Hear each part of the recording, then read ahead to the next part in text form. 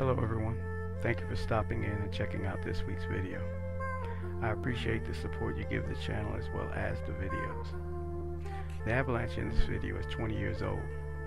When detailing the cladding, I never seemed to identify a product to provide the dark lasting finish.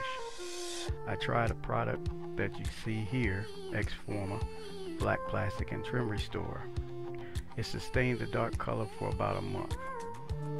In 2022, I wondered what outcome is possible with heat application. I purchased and applied a heat gun as shown in the video. Within the video you can see how the heat turns the cladding darker.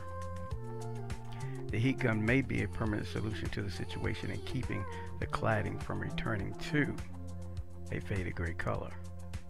I'm interested in your thoughts or feedback to the video or content. We will see how well the application of the heat gun holds to the cladding after monitoring for about a year. Thank you for tuning in to watch the video.